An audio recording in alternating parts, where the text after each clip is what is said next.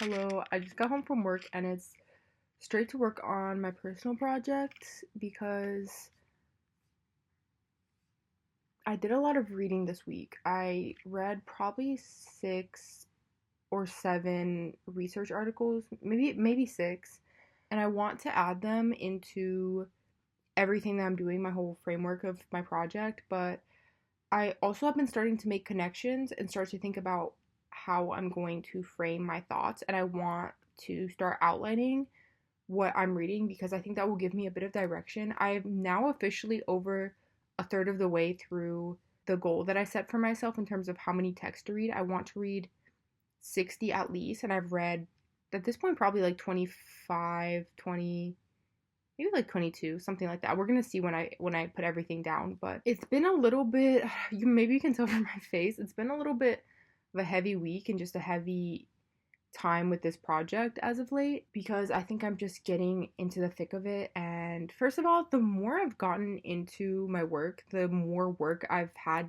to do in my external world, and I've been a little bit depleted trying to make sure I get everything done and also save time to finish this project. But it's also getting into some heavy parts of the literature that I'm reading. I've been reading a lot about dissociative amnesia, generalized amnesia. And I'm also getting ready to go into some more text about some other parts of the controversy with dissociation and basically the body the line of thinking that, people can be lying, people can be just sort of fantasy prone, and I've saved those texts also to read for talking about my gap. And it's been a little bit heavy for me because it just brings up my own anxiety about my own mental sanity and all sorts of things like that that are just a bit.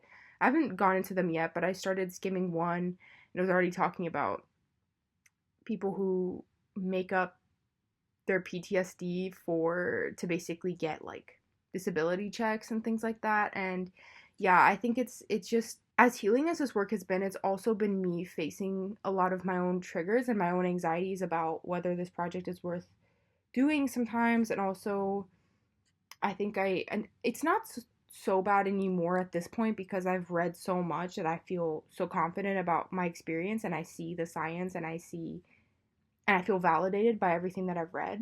But at the same time, when you've gone through an experience where you felt doubted or you didn't feel heard, even though I'm seeing the science reflecting that this is a very valid experience and that it's real, and then I'm adding to the science for that, it's still hard to get to some of the literature where people are saying, well, it's not true, or people can be faking, because there's always this underlying anxiety of what if I'm accidentally faking, which I ran into that narrative before in my life when I was trying to explain things. And so there's this I have this general sort of anxiety of like, what if I'm just completely insane? And that's a bit hard to navigate sometimes. And I haven't really run into that in this project yet. I think I've been really feeling good about everything that I've been doing, and I've just been seeing the validity of my own work and feeling encouraged. But it is a hard thing, I think, to run into, and it is a bit of a trigger for me. So I've just been mentally preparing myself to read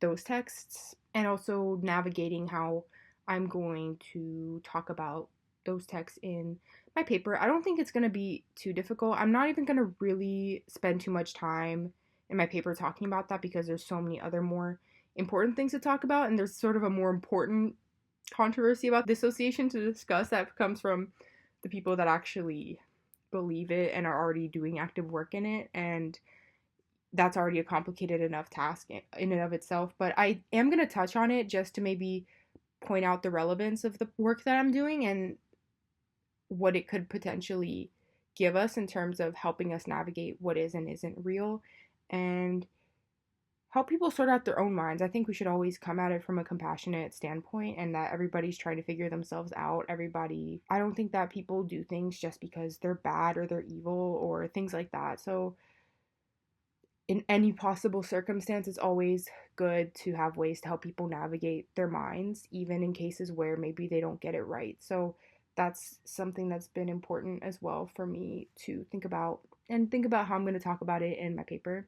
The other heavy part, and that's been the heavy part for me today, is that sometimes I just recognize myself in the case studies that I'm reading, or I recognize my experience, I recognize my symptoms, and recently I've also been navigating my mind in a different way because I've been doing this reading, and I've been responding to my memories in a different way because I've been doing this reading and just really sitting with my PTSD in a different way. So sometimes I do recognize myself in some of the things I'm actually going to talk about in this video, and that can be empowering and useful because it helps me to understand what I'm doing and what and how to talk about it and how to navigate it in my work. At the same time, it can be a little bit triggering because it is really disturbing. I think when you haven't experienced it, it's fascinating. I mean, I find it fascinating as well. It's interesting, but when you've dealt with it, I can read, for example, some of the case studies and really understand what that feels like and what that looks like for the patients in the case studies. And it's not fun. It's just really heavy and a bit tiring as well. So that's been another sort of weighty element of it. But it actually really helped me today as I was reading this particular text that I'll talk about in my paper, in my video. It's also just been heavy because I've been doing a lot of thinking. I read a lot this week, and I've also in the back of my mind been restructuring how my neural network is going to look and what I needed to do and my hypothesis. So we're going to see that in my paper as well. I did some rethinking, not on paper, just in my head over the course of the week, and that's going to be part of this video today as well. So with all that in mind, let's get into it. We have everything open today, and we have a new document, which is my outline. That's going to be filled in today, and we're going to include information from this document called Rough Draft, which isn't a real rough draft yet, but just things I've been sort of dumping on that I have started to put together that are going to now bleed into this outline that I'm about to make. I want it to be a really good detailed outline because I've been really sort of nervous to write the actual research paper, and I'm worried if I'm going to have the right tone, if I'm going to say everything well, and if I'm just going to sound good enough, I guess. And so that's been a little bit nerve-wracking, and I just want to make sure that I do everything okay. I want to make it as easy for myself as possible. Okay, I'm starting by just adding everything that I've read over the last few days. I read this today and it was amazing. Another fun update this week is that my O key on my keyboard is now like really broken, so I have to smash it.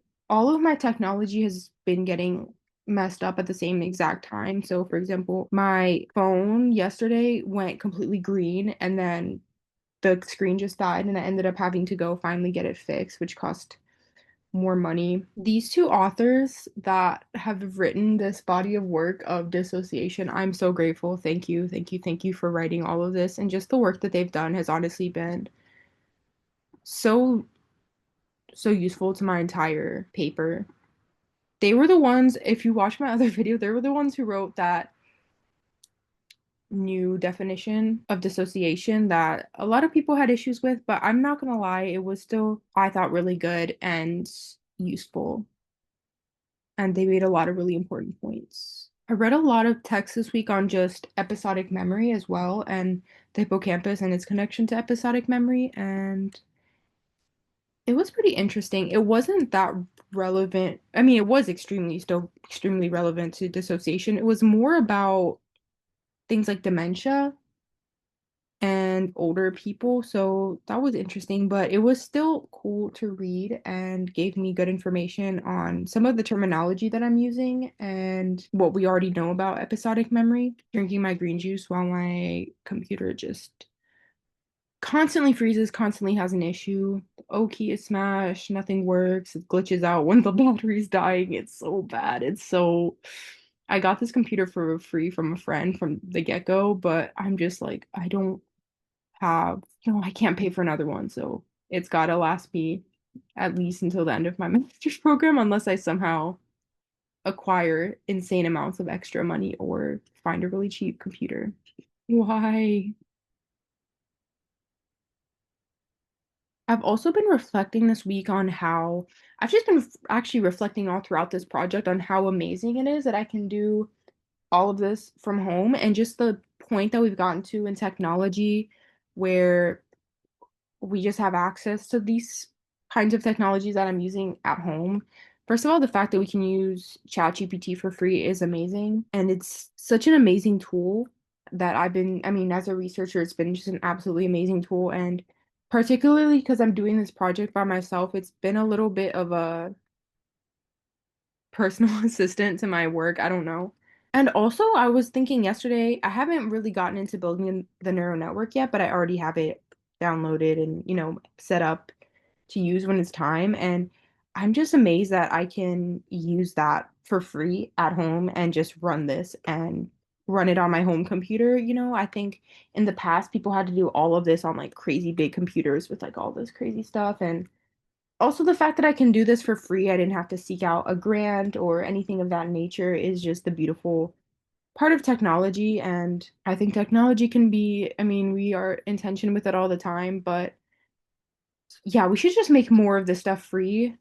The one big thing that I at first was running into was that I was having a hard time reading research articles because I'm not through an institution right now, but I found my little way around. But I'm just saying that I think like the more of this stuff we can make available for everybody, just the more I think we can get done. It's amazing that this is all for free, and I'm so grateful as somebody who doesn't have extra funds or money or anything that I can teach myself things. I can do all of this for free. And I hope that's something that can start helping to minimize the sort of gaps in class and things that we often run into in academia. It's been amazing to do this project while also working other jobs as well. And yeah, this has really been, I mean, it's really been really empowering for me as a low income person to be able to do this project. And I hope that it can be also empowering for other low income people and just don't let money be a barrier for you in exploring your own ideas. Doesn't mean that people are going to look at this work that I'm about to do and be like, oh my God, you know what I mean? Like, who knows what's going to happen with it, but I can do it, like that's the beautiful thing. So I'm going to start talking about the sort of reworking, rethinking that I've been doing. If you watch my hypothesis video, I was at first focused on the timing sequence element. Again, I'm going to do some more reading, and that still will likely come into play or might still come into play. But what I've been thinking as I've gone along reading is that, my goodness, every time. Anyways, what I've been thinking about is that I want to focus more on the idea of suppression and the reasons why people might suppress the memories and how that can be biological. So it's a little bit, we're going to go into it as I go into the text. It doesn't change much of anything about my hypothesis. I'm still going to have hippocampal memory, long-term memory, the sharp wave ripples. I'm still going to have the narrative function, but it's just a little bit of a rethinking about what I think the actual important part of this project is and what everything that I'm reading is pointing to and leading me to. I'm looking at this and just seeing that I actually still have quite a few texts that I haven't read that I've saved, which is good, but I want to make a little bit of a plan for what I think I should still read. This is a really long text that I had in another video that was 116 pages. I've been skimming it through and I'm about on page 51 and I'm trying to determine whether it's worth it to keep skimming. I think I will, but I think I might come back to it. I think I'm gonna go ahead and put it. Oh, wait. See, I keep running into important things and it's really irritating because I'm like, it's 116 pages long and I've already read 50 and yeah, but now it's finally going into this. Oh my goodness. Okay. But I'm gonna go ahead and throw it in just to feel the sense of accomplishment. It's a good text though. Thank you. Thank you to this researcher. I've been feeling like I know this is so silly, but I've just been feeling so much gratefulness to every bit of research that I've read and everything that I'm just learning from. It's just been so amazing, and I'm just so fascinated by the amount of amazing research that is just out there and all this hard work that people have put into like bodies of work and just like lifetime of work. And yeah, I don't know, it's a little bit humbling. Like, wow, people really dedicate their whole career to this and just put so much thought, so much effort into the work that they do. And yeah, I don't know, it's just been feeling really, I don't know, I've been really feeling appreciative of the work people are putting in because it's been making it so easy for me, unlike my laptop. That's officially 20. I guess I thought I miscounted. I thought I was probably like 23, but I suppose not. So this is 20, but okay, that's a third of the way. I'm going to let my computer charge because another fun part about my computer is that it is really extremely hot right now. And as I use anything that requires more than the most minimal amount of charge, even though my computer is plugged in right now, it's actually quickly dying. So it doesn't happen when the computer is fully charged, though. Only when it's dying does it do that. So I'm gonna just let my computer charge and get myself dinner and everything like that. And then I'm gonna come back to start putting the information that I want to put in to my literature review. That's gonna probably be like a speed run, and I might just stop and discuss some things that I found interesting here or there. And then we're gonna go into the outline. I think I explained a little bit about what I want to rework, but I think it's just a little bit more in here, and I wasn't able to explain it. I've been having a lot of abstract sort of realizations as I walk around that I haven't put it into words, I haven't put it on paper, but it's just kind of up here, and it's like it's almost just like a knowing or like an intuition, but I understand it fully, but it's like I can't say it yet. I don't know how to put it, but I'm gonna just it's like I feel like the answer's already unlocked, but I just need to like write it. So yeah, I'm gonna sit with it a little bit. And yeah, I've just been having a lot of those kinds of little moments as I've gone through the week of just like click, but it's not like fully like I need to put it down on paper to actually see what I'm even talking about.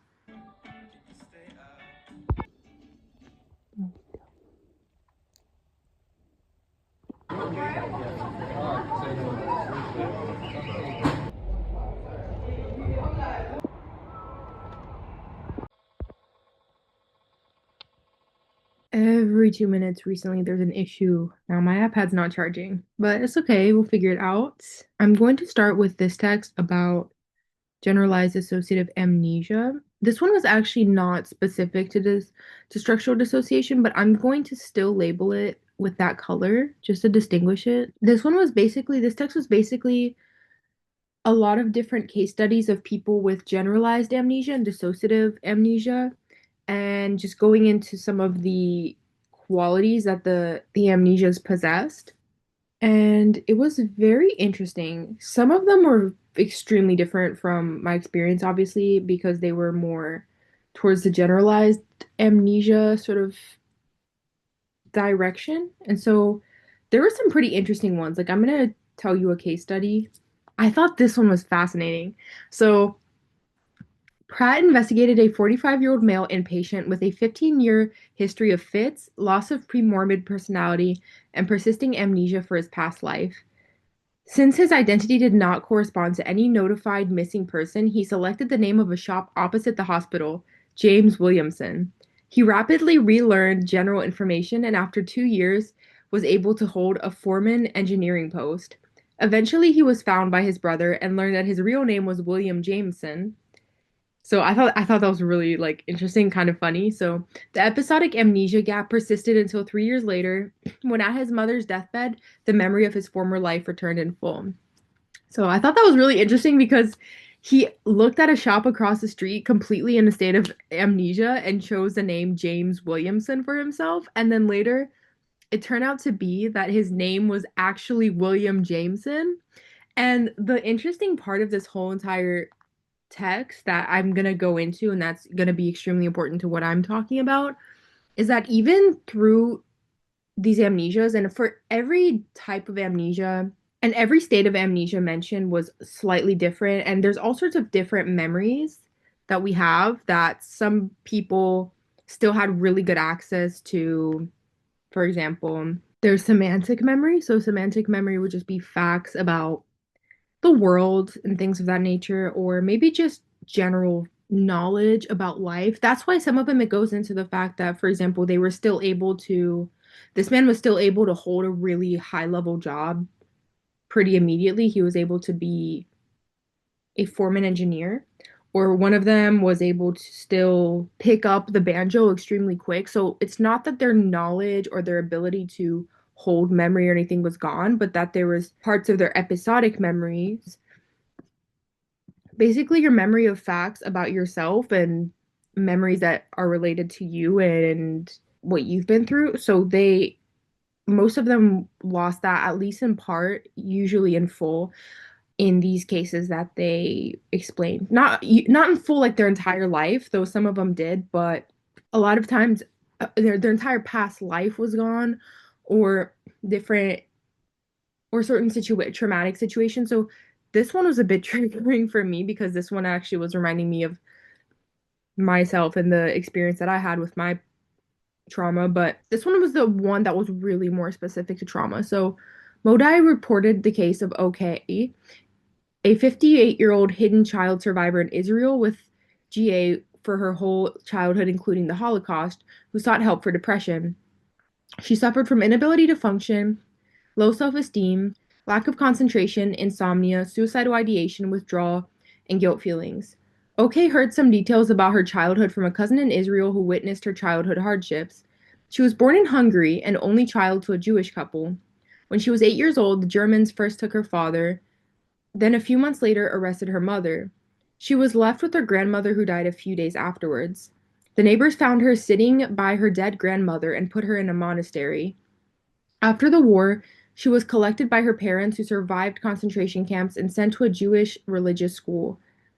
So she had this intense trauma with the Holocaust. When she was 14 years old, she immigrated to Israel with her parents. The immigration ship was arrested by the British authorities, and all immigrants were taken to a camp in Cyprus. In Israel, she was put in a kibbutz. I don't know what that is. She suffered from total amnesia of her childhood in Hungary, so she couldn't remember a single thing about her childhood. And of everything that happened to her during the Holocaust, she couldn't remember anything of that either. When talking about it in an intellectual manner, no feelings were aroused. So she could speak about it intellectually, but it didn't make her feel anything, even though, for example, they found her next to her dead grandmother, and that's intense, but she didn't feel anything about it.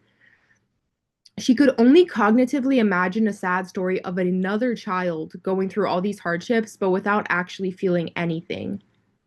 So she couldn't connect it to her. She just could imagine another person going through it, but she couldn't connect to it at all, even though it was her and she'd been through it. Also, she did not dream about any event that happened to her during these hard times. The information she received from her cousin did not revive her memory. Childhood was completely dissociated from the course of her life.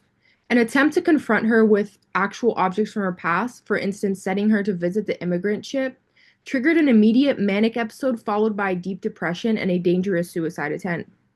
That's the thing with these associative amnesia cases is once you start to trigger things, again, that was my experience. When you start to trigger with little pieces of the person's trauma or the person's past, it can be extremely overwhelming. And obviously, in this case, the woman could not handle it. So she was completely dissociated from it. She couldn't connect to it in her daily life at all. And then once she was triggered by an actual memory of the event by items, it sent her into just a complete spiral, essentially, and depression and all of these things. And what they were saying in the text is that some people really will never recover their episodic memory because it's too confronting to even handle dealing with the instances of the trauma. So they just never get to that point of remembering. So that one was a little bit more relevant. I mean, the generalized amnesia ones are still interesting for thinking about memory, but that one is really trauma specific. And that one, what they mentioned in the paper that none of these case studies really could be linked to there's disorders like fictitious disorder or malingering, and these are situations where people sometimes will lie or pretend to be sick or something of that nature. It does happen. There are people who do that, but they were saying that looking at the evidence and looking at these case studies, none of them would they really connect to those disorders at all. Don't they didn't think that there was any good reason to assume that these cases were that. And particularly I think that that obviously shows for the woman with who survived the Holocaust because they literally found her with her dead grandmother next to her. Like it was that intense that I mean, her other family members knew she had been through the Holocaust. tried to remind her of her life during the Holocaust, and it triggered nothing for her. Like she couldn't remember in the slightest, and obviously she gains nothing from that. I mean, I found it interesting that she didn't even dream about any of the event happening to her. I thought that was pretty interesting that she was. I mean, obviously the minute that she was really, she must have been extremely traumatic because the minute something was related, she just flew off the, she flew off the handle. Like she was really, really deeply hurt and yeah, had a dangerous suicide attempt. That's why it's really difficult for people who have things like dissociative identity disorder. It's an extremely hard thing, I think, for therapists to navigate from what I've read. And people can be in treatment for a very, very long time because it takes so much strength to face those memories again. It's not an easy thing.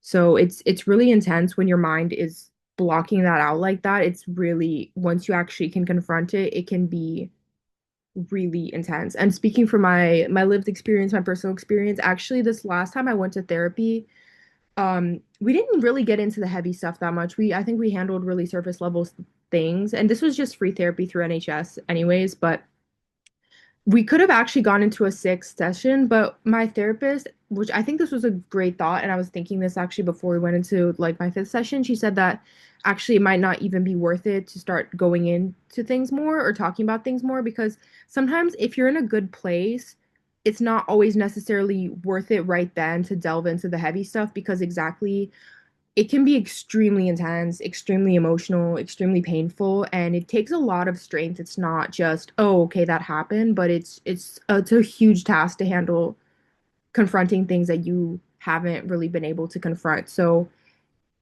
we ended up just being like, okay, we're gonna stop here because I'm in a good place. I don't want to be just intensely triggered, and I've been good with that. I've been doing some of my own work on my by myself on what I can, but I think yeah, it's a really really big task to face these traumas, which has been the consistent theme of the text that I've been reading. So I'm actually gonna this text was really important to me and there's a lot of central themes. I'm actually gonna go in now and put my bullet points and then I want to come back to this because it's important.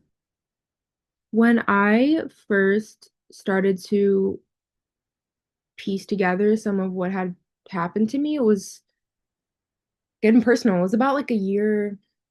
I was already having symptoms. I think that's the thing that I keep wanting to reiterate about what I experienced is that it wasn't like I was like, oh, I'm fine and dandy. Now all of a sudden, out of the blue, here we go, which that can happen, I think. But I was already having signs that I was experiencing a traumatic thing, but I didn't know what was happening to me. I was feeling very lost emotionally, and I was going to therapy at that point, and my therapist at the time was also confused because I was just in a really bad place. Like I was self-harming. I was having like intense suicidal thoughts and all sorts of other things looking back that I can piece together. Like looking back, I can be like, oh, that's why I was thinking this, that's why I was doing this, but I didn't know why I was like that. And then about around the anniversary of the beginning of a really difficult period that I had, I started to regain memories. I started to actually understand what had happened. And that was really confusing for me and really stressful. And I wasn't educated about psychology. I didn't know stuff like this. So it was really shocking for me and really stressful.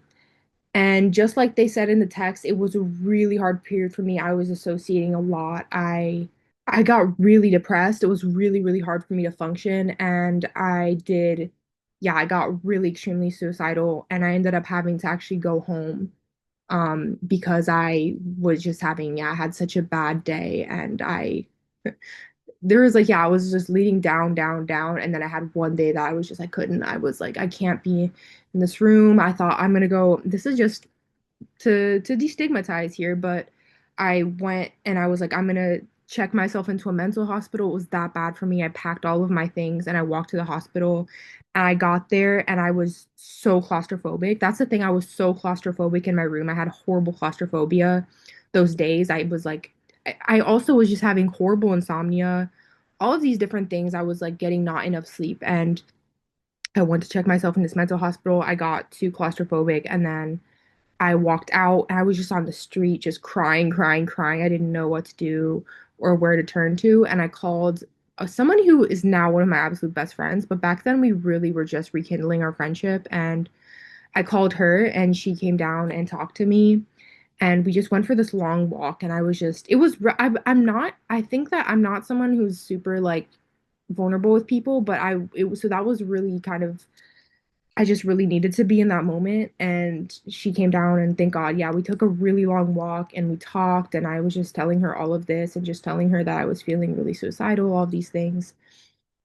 And I ended up being okay. I went home finally, and I was able to just go to sleep and like power through. And then the next day, I called my parents, and I was just like, I think, or maybe that night, honestly, I called my mom and I was like, my God, mom, I was like, I can't do this. This is horrible, and I'm feeling really bad. And she ended up telling me, because at that point we were doing COVID, so we were in the midst of COVID, and she was just like, "Yeah, come home, and you can just finish the year here." Like, it was fine. And yeah, I ended up going home, but I was really, really heavily depressed. And exactly like when these things come up, it's really horrible. And that was really the first time that I got glimmers of what had happened to me in that period of time. Like I'm still trying to sit with it and understand. I don't even have the full details of like that those days, that it was like different days of that period of time in my life. And I still functioned throughout that time, but I wasn't okay. Like I was really hurt inside, and yeah, it's been just a really long process of healing and trying to understand myself. And I mean, this has been really useful, but it's not an easy task at all to heal from trauma. It's it's awful. Like it takes a long time. It takes a lot of patience. It takes a lot of hard work and just determination to get better. And then also you have to learn yourself. Like it took me a really long time to learn myself and to just learn when to ease up, when to lean in. Okay, this is a good day for me to sit with something heavier. This is not a good day and I need to lean away and I need to distract myself. And it's just a really complicated process, and it doesn't make it any easier that we don't always know everything about what's going on. We don't always know the full details, the science, whatever. It's a big process, but it's, yeah, I mean, when I read these texts, I'm like, yeah, it's that hard. Like when I read about that lady in that case study, and then all of these cases that I'm hearing where people were like, oh, it's so hard to navigate people with dissociative identity disorder because they're seeming like, oh, they're making all this progress and they're doing great and all these things. All of a sudden, bam, they're like suicidal, they're at their lowest, they're feeling horrible, and the therapist will be like, what happened? Like, we were making all this progress, now the progress seems to be gone. It's like, it really is that hard. I mean, coming from my personal experience, it's that tough. You have to sift through a lot of things when you've dissociated a lot of your emotions. It's like a just a constant ongoing process, and it can be really tiring. And when I feel better, this is part of the observations that I made about myself that led me to this particular project. But when I felt better, that was often the time that my mind decided, like, hey, this is a good time now to start sitting with more. And or now you're in a better place, okay, now it's time for me to open the floodgates, and here's some more pieces for you to sit with because we're better and you can deal with it now. And then ironically you end up in a bad place again. And it's just part of the flow, I think, of navigating dissociative experiences and PTSD and all these things, is that it just comes in like these waves of like, okay, I'm better, so now it's time for me to sit with more weight. And yeah, that's just been what I've sort of been sitting with, reading all of these texts about people dealing with dissociative identity disorder patients. It's like it seems confusing, but that's just how it feels healing. Okay, this was the next piece I wanted to talk about, and I'm getting a little overexcited, but I was making this connection when I was reading on the train, so I'm going to jump into my outline for a second after this. But in the text, the researchers referred to something called amnesic leakage, in which some elements of episodic knowledge, or that sort of memory of things that you actually know about that are part of you and part of your memories, leak in to your life, even though you don't actually remember the memory. So, for example, the man who his name was actually William Jameson, but he renamed himself James Williamson, which kind of implies that he probably had like a vague, even though he couldn't say it, he kind of maybe on some level recalled his name, or there was some bit of his memory was still leaking into the amnesia. And there was another one they mentioned, another case study where a man kept being asked to write down a phone number, like just any phone number, and he would write down his mother's phone number each and every time, but he had no idea that it was his mother's phone number.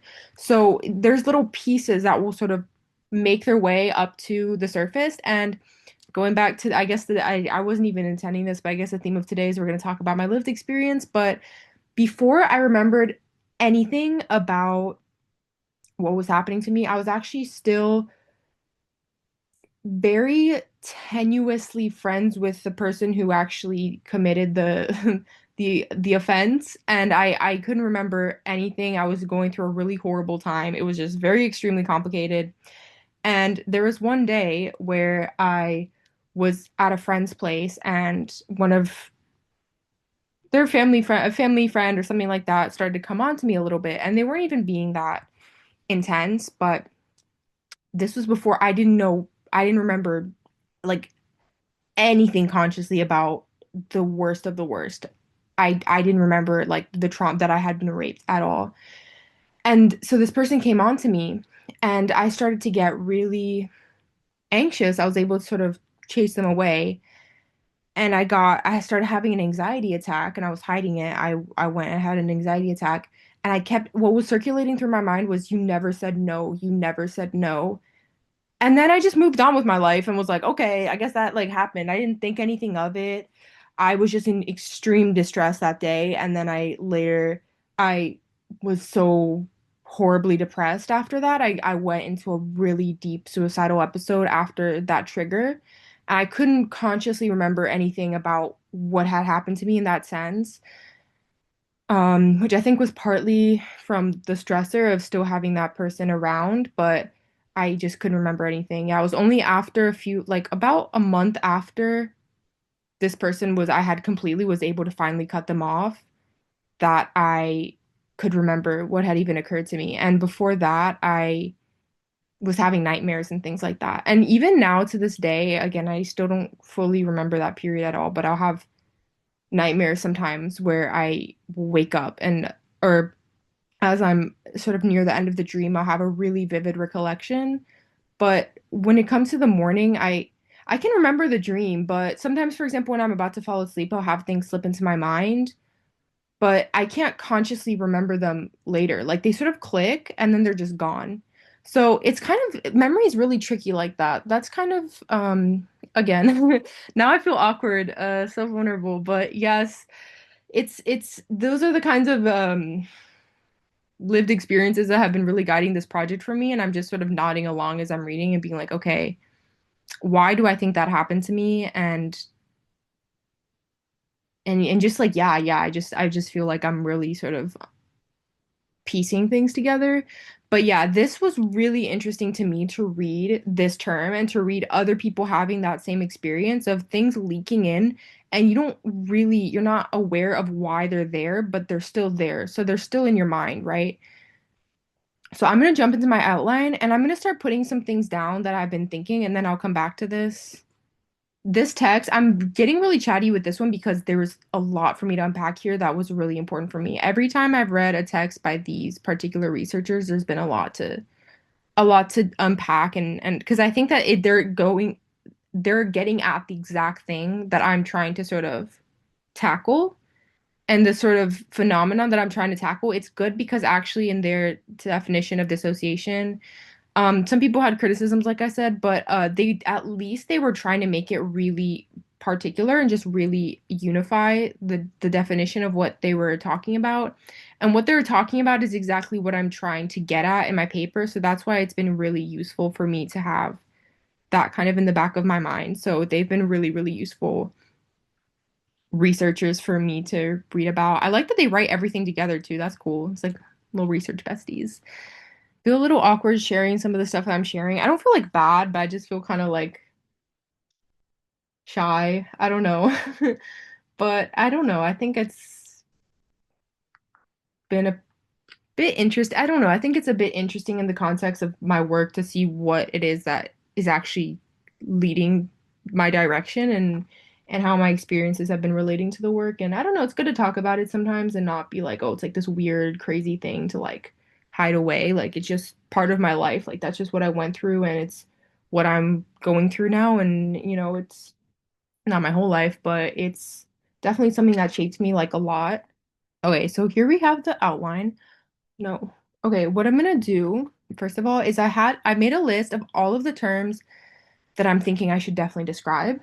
I want to make it look nice just so I can feel happy when I look at it. So here we're gonna make it light purple. Definitions. Master list. I might actually even go into these later, and at some point I want to define all my terms together there. So we'll see. So none, and then okay, we have, of course, trauma. You would think when you're like, you would think, oh, of course everyone's gonna know what trauma is, but it's like it's not really that simple. I don't know. You have to define everything to make sure everybody's on the same page. Episodic memory.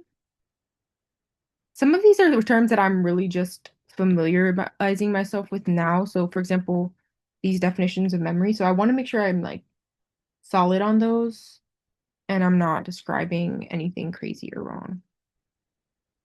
How do you even say this? Autonoetic. That sounds right. Consciousness, which is a really interesting concept, again, that I've just started learning about. Eh, there. It's because my O. It's because my O key is messed up. That's why. Anyways, okay, so then we're gonna get into the actual outline. Outline. Outline. Oh, it's gonna be so cute and pastel now. I'm just gonna free form write down some of the things I really want to link. So, okay, we need to, of course, talk about the controversy. No, there's so many different angles to take. Let me tell you the first thing that I was putting together here that I was like, I need to put all of these terms, all of these things into something together in my text because I think they're so interlinked and so crucial to what I think the hippocampal sharp wave ripples are doing and what they're about. Memory traces.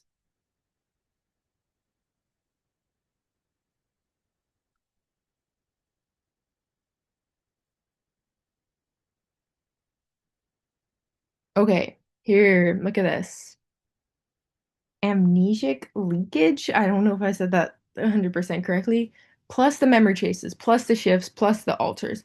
Let me say everything. Let me put everything down here so you can see everything in conjunction. Okay. Memory traces. Why do I feel like I just freaking started dissociating? I'm like, what's even going on? My mind is like, what? I feel like there's just a big concept, and I'm just like, what's happening right now? Okay, leakage, memory traces, shifts. This just feels like so important. I don't know. It just feels like, I don't know. I feel like I'm unpacking something deep right now. Alters, shifts. Ah, I feel like right now my mind is just drifting through so many random memories of me processing my trauma. I don't know. Maybe that's where the key is. Maybe that's where the information is. This actually requires a piece from a text that I don't think that I've put everything in yet. So I'm gonna go ahead and put something in that I was like, where was this coming from? This was coming from something really particular. I just feel like there's so much, I don't know. I'm just having the most intense moment right now. It's like memories. I feel like I'm getting memory traces right now. I'm deep in my mind. I'm like, there's things coming up. This is showing me that this is gonna be important. Maybe this is the key. This is the key, and that's why my mind is like, this is it, girl. This is the moment. Something it's like maybe I read it in a few different texts, but it's like it's not oh my God. It's like they're not it's not that it's not always this is where this was in the structural dissociation text. It's not always that the Vanderhart and Nijenhuis said, one of the big issues that they have with the way that people try to explain trauma and compartmentalization and all of these things is that I feel like I'm also even getting more information from more. Like I'm just like I'm clicking a lot of things right now. Basically, they were saying that it's not just okay, it's like these like really clearly delineated, really clearly sort of defined containers of self, but that they sort of drift. They sort of like flow. I saw this in multiple different texts. This is why the literature review is important, and I actually need to write everything down that I read so that I can have this. But I wanted to make this connection while I'm here. And then I'm gonna stop the recording and actually fill this in because I'm getting distracted by making connections, but it's good to make the connections. So I'm like, today's gonna be a lot of connection making. I think I've been actually making a lot of connections in the background that I haven't sat with. So that's why it's gonna get a little bit free flowy in the next bit. I While I'm trying to find this, I used to think I had this like sort of sense that dissociation was happening within me or that dissociation happened when sometimes when we maybe this is already true. I mean, probably someone said this, but when there's something too big for us to comprehend and it takes like this happens to me all the time. It's like there's something too big for me to understand and it's there's just too much, right? There's just too much going on and maybe that our mind has to make extra sort of connections or get into a different place, a bigger place to understand what's going on inside of us. And that's why I was thinking about possession trance rituals and all these things I was reading back then. And I think that I feel dissociated right now because I'm like this is so big, but I feel like I can understand it, but it's like it's in a really deep place. And I need to like sit with it and it's just so it feels so big right now. Like what I feel like I'm making really big connections, but they're not 100% there yet. So I don't know. I feel like really strange. Let's come back to it. I think this is going to click for me somehow. The last few pages of this PDF, no matter how many times I try to highlight it, it will delete all of my highlights. So it's probably somewhere in there, but there's something to click there. But look, this is what I'm talking about with this and what I'm going to try to, the connection I want to make. This is actually kind of my hypothesis here. So but I want to make sure these connections are put together so that there's a good setup for my hypothesis. This doesn't even sound as good as what I was even putting together. I think it's just gonna it's gonna come together later, but I don't know. We'll come back to that. We'll come back. I'm disappointed. I thought I was gonna make it better, but it just felt okay. But whatever. These are still connected. Something else we need to talk about. Debate, right? So we want to go into this is not in order, by the way. This is not the order that I'm gonna write it in, but this is just the order that I'm thinking of it. Okay, this kind of flowed out of me. Um, I wrote more than I thought I was gonna write right now. It's a good little outline start, I think. So we're gonna start talking about trauma, defining trauma, how does PTSD work? Sometimes it leads to dissociation, speechless terror, memory traces, all of it. Trauma memories becomes isolated. All of these concepts have been talked about in my previous videos. I'm not going to sit here and explain everything right now. Next, from that, because I think it leads in pretty neatly, because these are all the texts from, this is all the sort of concepts from Bessel van der Kolk and from all of his sort of work on dissociation, trauma, etc. But it doesn't talk about theory of structural dissociation, but it already thematically it starts to lean into concepts that will end up in theory of structural dissociation. So then we're going to talk about structural dissociation. What is structural dissociation? We're going to go into the debate. So we're going to talk about that sort of overly dogmatic, controversial, whatever definition of structural dissociation. I'm going to talk about their critiques of dissociation and all of that. I think they made a lot of valid points personally. I'll probably at some point have to mention in DSM-5, which I haven't even read yet for this. I'm going to have to mention like what they say dissociation is. But I'm going to go into, yeah, their definition and then the criticisms that they made, the criticisms people made of them, and so then I'll come up with, I guess, my definition, which isn't going to be a unique definition. It's just going to be my synthesis of everything I've read that I can sort of, okay, this is what we can agree on. Then I want to go in from there a critique of structural dissociation, which isn't I don't think people are specifically critiquing structural dissociation, but it's like the opposite end of the scale, which is people who do not believe in per se in dissociative identity disorder and some dissociative experiences I'm going to talk about. Basically, people who say it's a disorder of social influenceability, fantasy proneness, all of these things. I'm going to go into that, why people say that, right?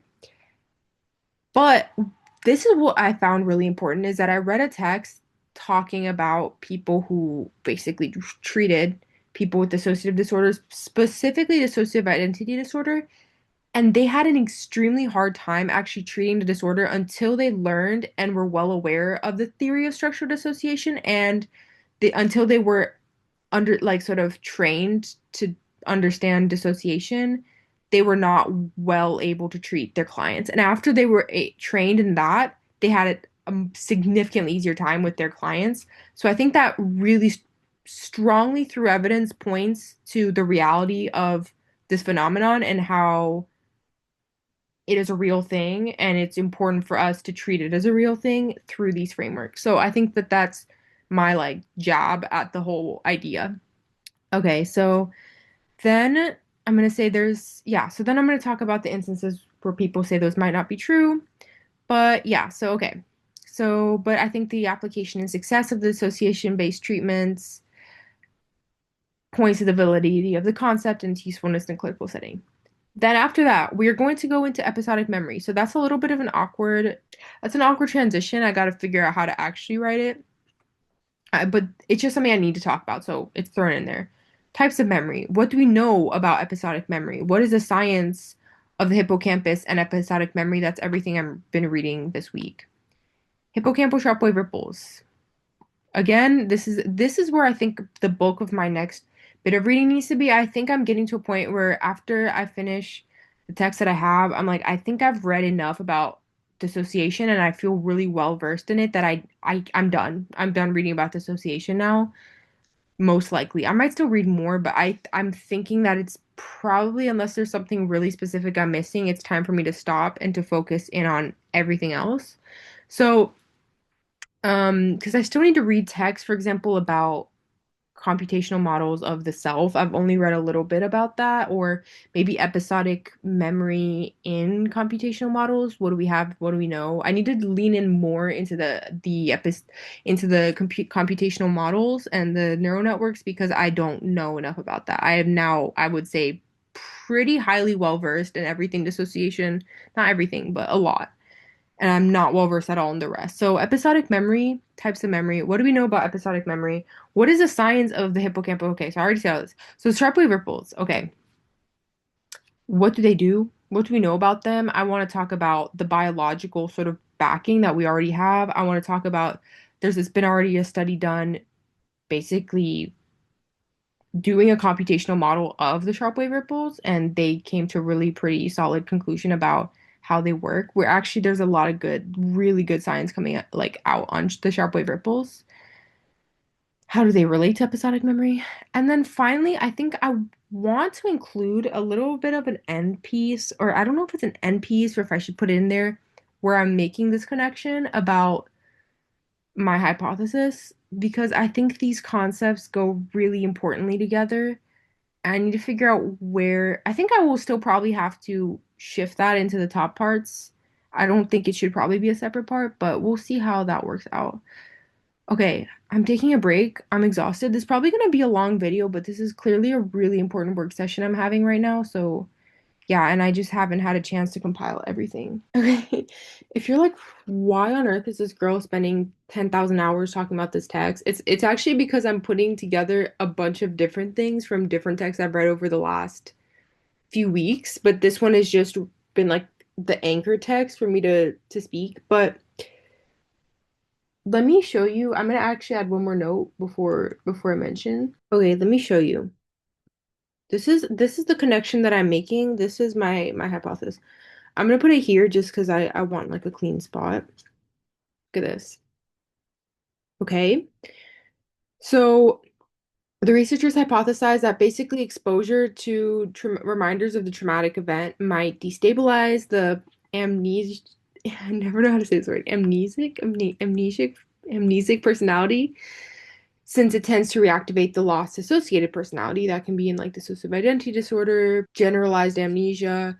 Okay, so mental avoidance of the trauma-related emotional and somatoform memories could be capable of preventing the reactivation of the traumatic memories, which can destabilize the amnesic personality. So you're mentally avoiding those memories so that the amnesic personality cannot be so that the amnesic personality is not destabilized, right? So the need for the avoidance of these reminders might explain why dissociated procedural and semantic memories are reintegrated so much easier. So everything except the kind of memories where we say like this is me can integrate so much easier. That's the hardest sort of type of memory to reintegrate. But following the treatment of the traumatic memories, there can be a sudden recall of previously lost general episodic memory. Let me connect this to the things that I have been reading recently. Okay, here, I'm writing my own now. So educated, just kidding. I read this on ChatGPT, but I'm just gonna rewrite it from memory, and then I have some text saved that I'm gonna read about it so I can fully be educated on it. Okay, here we go.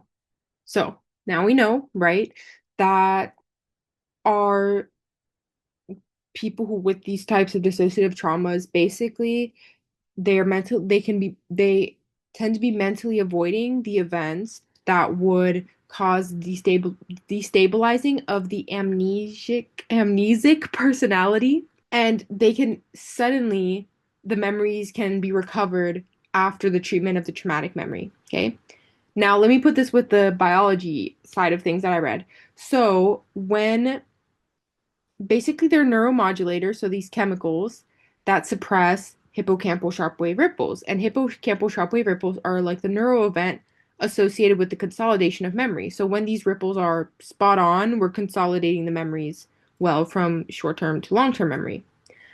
So they're basically meant to suppress the sharp wave ripples in all human beings during times when the memory shouldn't be encoding. So during the day, or for example, or when their people are in a state of arousal, they're making sure that these memories aren't consolidating. And then they're saving the memories for an appropriate time. So during rest or during non-REM sleep, that's when people normally encode memories. However, already some of these modulators have been shown to be overactive in people with PTSD. So even, for example, during sleep, those chemicals are going off, meaning that it's suppressing the sharp wave ripples way more than it should. And also, so the modulators are high in states of arousal, and PTSD can be marked by hyperarousal, but also hypoarousal. And people with PTSD struggle sometimes with intrusive memories, like memories coming up at inappropriate times, but then also memories not coming up at all. So, this is the link that I'm making, and I was going to talk about the timing sequence. I might still come back to that, like I said, but I want to stick with the most biologically like, yes, this is happening thing, because then I feel absolutely certain that I know that I'm sticking with something accurate to how trauma works. That is my thinking. Again, I need to read more so I understand the timing sequence better because I already read a text linking the timing sequence element to lack of ability to consolidate memory in rats. And already people are doing work to create some treatments for PTSD around this idea. So it would be really powerful if I could also incorporate this somehow still, because that was my original hypothesis, but I need to read more to understand why. So this is basically it here. Like we're reworking it. Suppression of the neuromodulators. So there's going to be like a gating sequence sort of situation in my neural network. And that's going to be maybe overly suppressed. I don't know. I'm a bit tired, so I need to still think about it, but it's really been coming to me here. And this is going to be the core mechanism, the core hypothesis, the core science behind my neural network. Now, if you watch my YouTube channel, actually, this won't video won't actually be up yet, but I'm making a video about how I stay motivated, and I actually promised that I would now I have to do it. I promised that I would get 10 of these in here, and this is only my third so far. So I have to finish. So I might just like honestly just show you guys me doing it, but it's gonna be like super sped up. I don't think that any of this is gonna now be lumped into the video, but unless I see something really interesting, I think should be spoken about. But yeah. Oh, the one last thing I was gonna talk about, the spontaneous memory element really points to me that this is probably the integration, this is a sharp wave ripple thing, that the after the memory is dealt with, the suppression is diminished, like it's gone, and then the probably the memories can then instantaneously start to actually integrate. So that's what I'm thinking. And I'm thinking that the integration is probably extremely painful, which is why people get that sort of dissociative sort of like, oh my God, like the Holocaust, the woman who was survived the Holocaust and she had those like manic episodes. Um, yeah, I'm thinking that the integration is like when it starts to integrate, that's when we get the freakouts. I've been wondering if when this project is done, it's gonna be such a weight off my chest that I'm gonna be able to like integrate a bunch of stuff. I'm like, I don't know if it'll happen, but I'm like, I'm wondering. That excites me. I hope so. I want my memories back.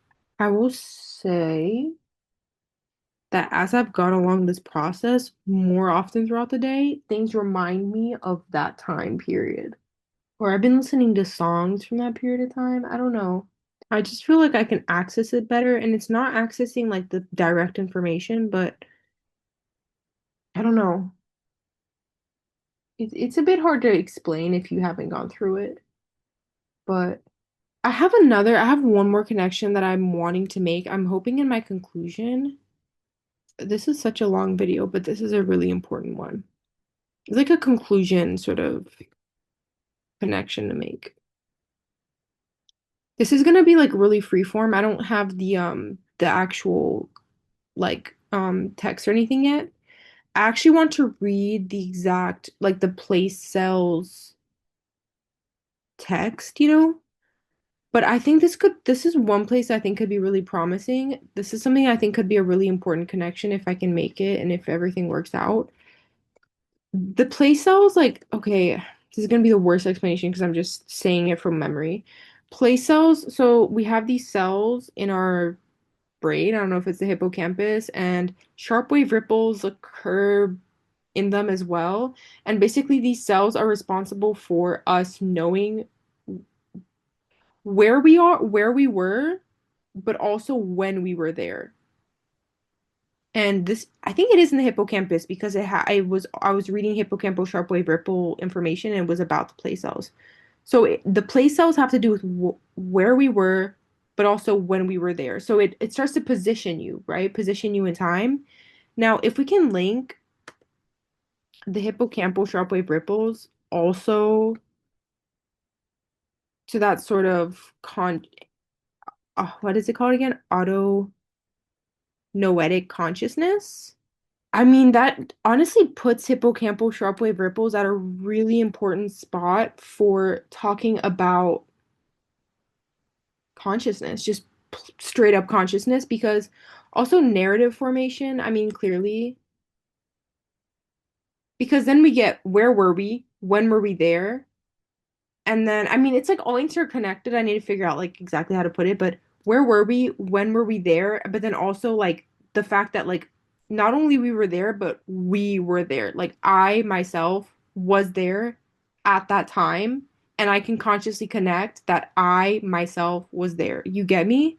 So that's putting it at a really, really important place for talking about consciousness. Yeah, because it starts to become this like overall like place marker of like I know where I was and when I like everything. It's like I don't know, it's like positioning you not only in time, space, but also in this sort of awareness. I don't know, you do you understand, like, do you get me? Like, you, who are you? I don't know, random people watching this. Like, it starts to it's like this intensely important thing for positioning ourselves subjectively in space and in time. So I think that's really, really, really important. And I want to make that connection in my conclusion. And when that's thrown off, obviously when if it also is connected definitely to dissociative disorders, it also points to the fact that like people with these dissociative disorders, they are, again, this is a complicated statement because according to the text, the controversies I've read about, but a lot of people would say that dissociative experiences are sort of limited consciousness, or at the very least a splitting sort of sensation of consciousness. You are not one consciousness anymore, but many, or reduced consciousness. There's all sorts of different ways to put it. But obviously, that means that if I can connect those two things, it means that if the sharp wave ripples are thrown off, that means that your consciousness and your sense of consciousness is severely impacted, right? So that means the sharp wave ripples again are therefore extremely important to the conversation about subjective experience. I'm gonna stop my video there. I hate to do it because I want to get more done. I'm gonna be honest, for my little motivation video, I might give myself a second week because it was just a big workload, a really big workload, and I feel like I got more. I was like, this was a really productive work session. I just didn't get all of the text into here, but hopefully, well, I have until Sunday. I forgot I have Sunday. Tomorrow's not Sunday. In my head, it was. So I have time. I can do it all still. I will be motivated. I will get it all done. But okay, we're gonna stop it here because this was an extremely, first of all, long, but also extremely chatty, extremely productive work session. And yeah, look at how we got done. This is actually really solid, outlined everything. This was an important, I know I spent a lot of time on that one text, but it was because it was bleeding into every other text.